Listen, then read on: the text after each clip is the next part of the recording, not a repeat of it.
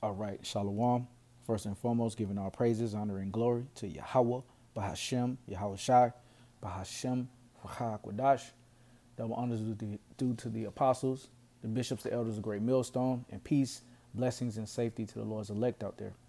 All right, it's the brother Yeshaya, part of Men of Valor, South Carolina. And this lesson right here is going to be uh, about the squeeze that's befalling Babylon the Great, aka America. Now, if you're not familiar about the squeeze, it's basically a time of financial hardship. Okay, financial hardship. Um, things are getting more expensive. Okay, inflation is on the rise.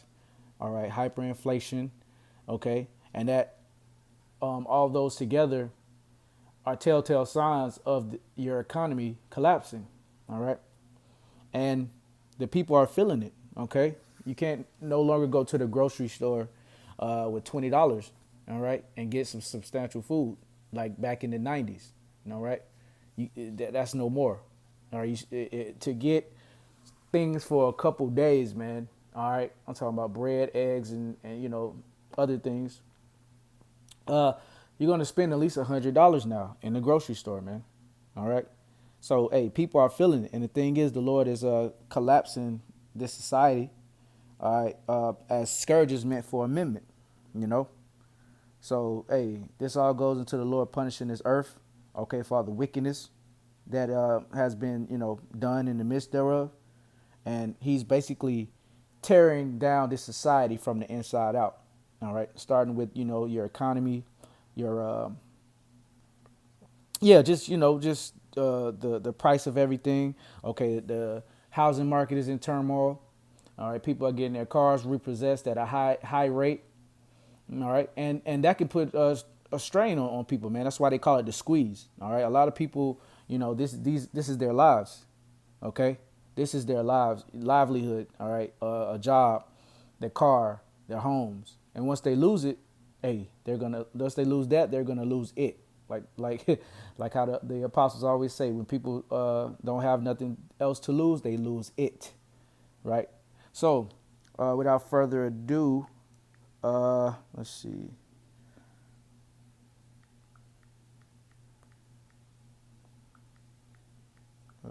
Bear with me. All right.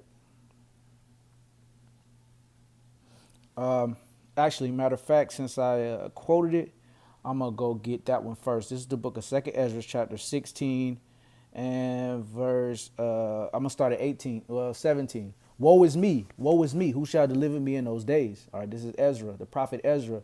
All right, elect. All right, asking because of the, uh, you know, what's the word? The intensity of this vision that he saw, and he saw it in real time. He saw it actually happening, right? Woe is me, woe is me. Who will deliver me in those days? The beginning of sorrows and great mournings, the beginning of famine and great death, the beginning of wars, and the power shall stand in fear. The beginning of evils, what shall I do when these evils shall come? Behold, famine and plague, tribulation and anguish are sent for scourges, are sent as scourges for amendment. So there you go. But all these things, they shall not turn from their wickedness, nor be always mindful of the scourges. Behold, victuals shall be so good cheap upon earth that they shall think themselves to be in good case, and even then shall evils grow upon the earth. Sword, famine, and great confusion. So this is what's happening, okay? Things are gonna get, so cheap and affordable, But then, hey, that's gonna bring in the collapse of the society, man. All right, and great confusion. People are gonna lose their fucking minds out here, man. All right, so how American consumers are feeling the squeeze in four charts. The lingering effects of high inflation coupled with high interest rates have made it harder in recent years for many Americans to get ahead financially. The hits just keep coming. A raft of policy moves from the Trump administration, including particularly steep tariffs that could cause prices to rise, and the whipsaw approach being taken, have stoked uncertainty and driven down sentiment to some of the lowest levels on record. That combination of higher prices, uncertainty, and pessimism can be outright noxious, as pullbacks in consumer and business spending can have cascading negative effects on the labor market and broader economy. The consumers who power the U.S. economy with their spending have been resilient to date, but they're being increasingly spread thin. So, hey, the thing is, the Lord is doing it first and foremost, but this is happening. All right, is basically a controlled demolition. All right, they need to crash this economy so they can bring in their MOTB, okay, the beast system. All right, we're in the beast system, but the actual mark of it. All right, they the MARK, the Karagma. So they're intentionally destroying, all right, this economy so that they can usher in a so-called better way, all right, aka that micro C hip, right? Debt loads are climbing, as are defaults, and indicators of consumer strain are flashing red. For example, an increasing number of people are paying for their groceries in installments. Wow, see, everybody's feeling the squeeze, man. And if you and we're here with y'all. So the reason that y'all feeling this squeeze, all right, the same squeeze that we're supposed to be feeling is because we have spiritually departed from this place, man. All right, and our rest lies in Yahweh Bashem, Yahweh Shah, not no damn Jeep Wagoneer or 3-story house or whatever. All right, a degree, a college degree or a good job. Nah, man, because we know those things can be taken from you in a minute, in a second. All right, but a lot of y'all are gonna lose your minds and y'all don't have any hope when things start to get taken from you, man. All right. And hey, the scriptures say some of us are going to be as pilgrims. So, hey, we're already ready and putting in our minds of, basically the loss of things, man. All right. And it's going to hit y'all extremely hard. Among those feeling the biggest squeeze are student loan borrowers, right? After basically Trump dismantled the Department of Education, a lot of people are, getting their wages garnished. The interest rates are going sky high, man. And that's how you keep somebody in slavery or in a state of dependency. Okay, that interest, all right, because Esau uses usury, right? Who have been mired in confusion, since the pandemic and amid two presidential administrations, opposing desires for those outstanding balances. The prospects of sharply reduced monthly payments and especially debt forgiveness has faded. Instead, those who have fallen behind on payments not only are seeing their credit scores tank as a result, but they are at risk having their wages garnished by the government. There you go. And just imagine, man, people work so hard, these jobs, the scriptures say that they should wear out the saints, man. All right, everybody's getting worn out, man. All right. But just imagine working a 40-hour week, 50-hour week, 60-hour week, and you have just enough to pay your bills you're thinking, and then you check your account on payday and, almost half of it's gone, more than half of it's gone, or 75% of it's gone. All right. Some people are going to lose their fucking minds, man. All right. And they're going to crash out. This is crash out season. All right. And hey, this government is doing it. Is basically propagating it or promoting it, if I use that word right. The COVID-19 pandemic upended the U.S. Economy, but in process, some Americans were able to swiftly pay down their debt and sock away money in savings. Stimulus checks, payment pauses on student loans and rents, and in some cases, cutbacks in travel and other discretionary spending, as well as a $430 billion refinancing boom, helped give Americans plenty of dry powder and a leg up on their debts. So, a false sense of security, pretty much. The shored up savings helped to power a post-pandemic recovery, and credit card balances shot up accordingly. The record-setting balances on their own weren't necessarily a troublesome indicator. Credit card use rises as the population grows, as more people shop online, and the economy and wage gains remain strong. However, the post-pandemic recovery included a bout of decades-high inflation that the Federal Reserve tried to combat with decades-high interest rates. Where the rubber meets the road is how people were managing those rising, costly debts, right? And, Americans are having a hard time paying their debts. All right, look at this: credit card, the student loans, um, mortgage rates. All right, man, you know it's getting bad out here. It's gonna get bad out here, man. All right, and hey, it is what it is, and we've been telling you. All right, you got to get right with the Lord. All right, because everything is about to go to shit. All right, everything, and people are just gonna, they're gonna lose their mind, man. All right, your family members, your co-workers, your aunties, you know, hey, maybe even your spouses. You know, if they're not really locked in, all right, or of the elect. So yeah, man. Hey, they're feeling it all on all sides, man. All right, they're feeling the squeeze, right? And Yahweh Shem Yahweh Shai uh, details this squeeze in the scriptures, and also, hey, the ones that's gonna get hit the hardest are the women, man.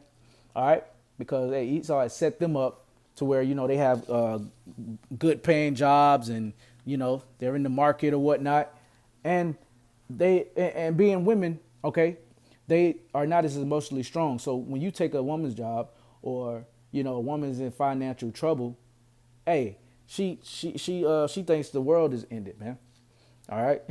So, hey, it's going to hit you women hard too. Isaiah 32 and 9. Rise up, ye women that are at ease. Hear my voice, ye careless daughters. Give ear unto my speech. Many days and years shall be troubled, ye careless women. For the vintage shall fail, the gathering shall not come. Okay, now let's read this in the NLT to see what that vintage is. In the short time, just a little more than a year, you careless ones will suddenly begin to care, for your fruit crops will fail, the harvest will never take place. Trouble you, women of ease. Throw off your complacency. Strip off your pretty clothes and put on burlap to show your grief. Okay? So it's going to get bad out here, man. And you women, y'all going to need to get a man of the Lord. Or the Lord is going to have to have favor on you to lead you in the path towards a man of the Lord. All right? Because, hey, the men of the Lord are going to be, ducked off in concentration camps or in the wilderness. And, hey, at that time, brothers not even going to be wanting to, entertain people or listen to people. Hey, what was the name? What was the names again? What did you say? Nah, you know what I'm saying? It's too late for that. All right. Isaiah 24 and 11. There is crying for wine in the streets.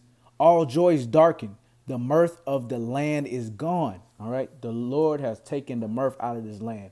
And you can tell, all right, when we go downtown, me and the brother, and we, camp, man, you can tell people are really just coping at this point. All right. They're sad. They're depressed, broke. All right. And they just want to find a way to cope with this squeeze that's happening, man. All right. It's like, what's that meme where the dude is crying, but then he has the mask where he's smiling. He's forcing a smile. That's that's America, man. All right. That's the majority of these people. All right. Hey, but we are already in in the house of mourning, man. It's better to go into the house of mourning than the house of feasting or the house of mirth, man. All right. And the Lord is taking the mirth from this place, and we are already in the house of house of mourning. So it's gonna flip. All right. When the shit hits the fan, hey, it says that you shall rejoice. All right. We're gonna eat. Okay. The Lord is going to take care of us, and we have to wholeheartedly believe that, man. All right. Verse 12, in the city is left desolation, and the gate is smitten with destruction. All right. Now let's go to the Apocrypha, 2nd Ezra chapter 6 and verse 22. And it reads, and suddenly shall the sown places appear unsown. The full storehouses shall suddenly be found empty. So, hey, your Costco's, your Walmarts, your BJ's, your fucking Targets, whatever, grocery store or stores, department stores or whatever you go to, hey, you're going to go there one day if you can even get there. All right. Because, hey, it's going to be a gas shortage.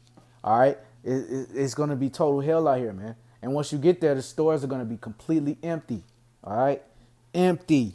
No bread, no water, no bare necessities, unless you are of the elect. The Lord is going to look out for his elect, man. And we know that wholeheartedly. We're just trying to figure out if we're part of it. That's why the scriptures say, give what? Make your calling to election sure. You know what I'm saying? Yep. Give diligence to make your calling to election sure. Right. And the trumpet shall give a sound which every man heareth, they shall be suddenly afraid. And at that time shall friends fight one against another like enemies, and the earth shall stand in fear with those that dwell therein. The springs of the fountain shall stand still, and in 3 hours they shall not run. All right. Whosoever remaineth from all these that I have told thee shall escape and see my salvation and the end of your world. Right. So that's the elect, man. All right. Hey, and Lord willing, I'm part of that number, man. Because hey, I really fear these words that Yahweh Bashem Yahweh Shah has put in his book of the things to come. All right. Jeremiah 5:18. Nevertheless, Salakia, tripping. Jeremiah 51:8. Babylon is suddenly fallen and destroyed. Howl for her. Take balm for her pain, if so be she may be healed. So Babylon, aka the virgin daughter of Babylon, which is America, is about to be totally upended by Yahweh Bashem Yahweh Shai. Like I said, he's totally destroyed. He's gonna be totally eviscerated. All right, he is imploding this economy. All right, an implosion is a basically a explosion from the inside. So the Lord is breaking this shit down, and the icing on the cake is gonna be them thermonuclear missiles with the angels and the chariots, man. So hey, this oh man, whew, give me chills thinking about it. Yeah, and it says take balm for her, if so be she may be healed. So there is no saving America. The Lord is not gonna be like, okay, well, you know what? I'm gonna reverse the judgment. All y'all gotta do is do this. Everybody go on a damn 3-day fast.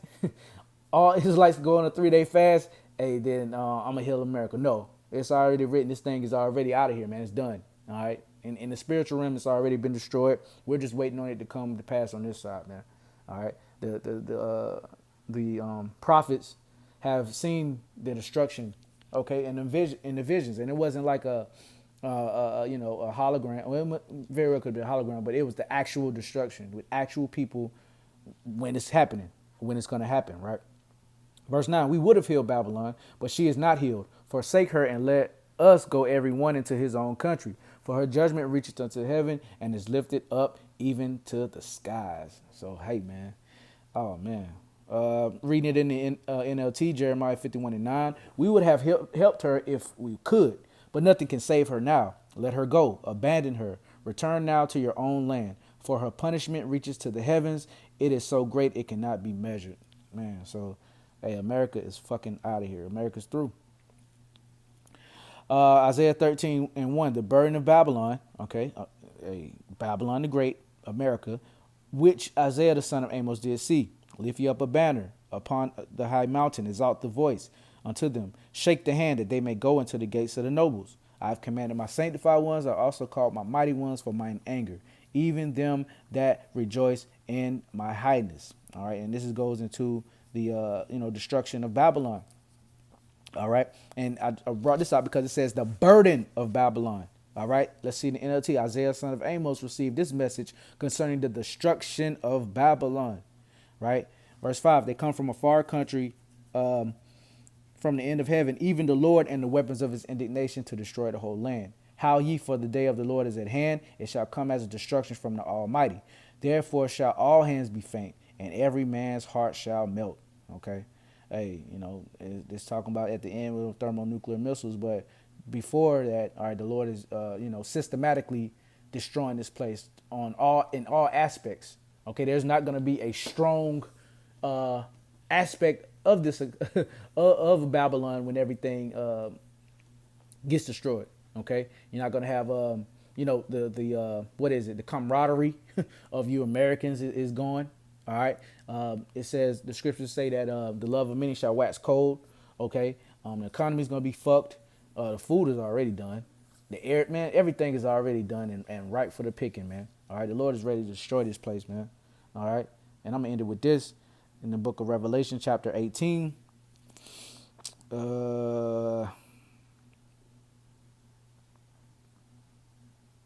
me see it.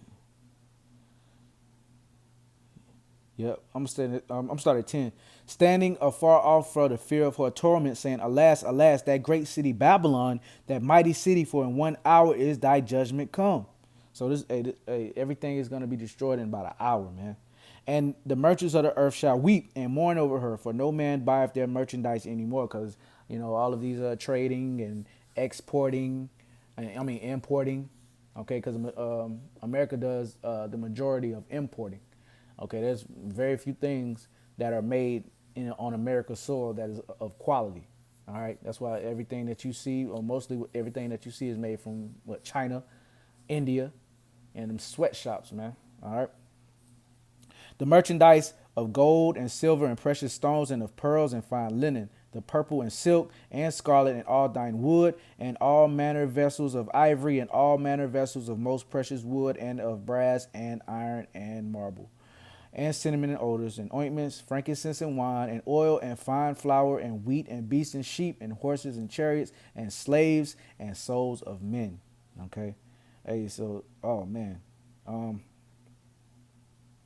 Damn, all of this is good, man. This uh yeah, I'm gonna start at 21. And a mighty angel took up a stone like a great millstone and cast it into the sea, saying, "Thus will violence shall with violence shall the great city Babylon be thrown down, and shall be found no more at all." So that's right. All right, hey, you know, the Lord is about to destroy this place totally, man. It's going to be like a bad nightmare. All right, and this destruction that's going to happen is going to be that's happening. Well, that's going to happen is unprecedented. It's going to be unprecedented. Nothing like it before, nothing like it after. Hey, and we're going to have a new high holy day. All right, just when you go, just as the book of Jeremiah, I believe in the 16th chapter states, "No more will we say the Lord delivered us from the land of Egypt, but he delivered us from the north country, the lands of the north," which is what? North America, aka Babylon the Great. So, well, that's it. Lord willing, it was edifying. I want to give all praises, honor, and glory to Yahweh, Bahashem, Yahweh Shai, Bahashem, Rachah Gwadash. Double honors due to the apostles, the bishops, the elders, the great millstone, and peace, blessings, and safety to the Lord's elect out there. Until next time, Shalom.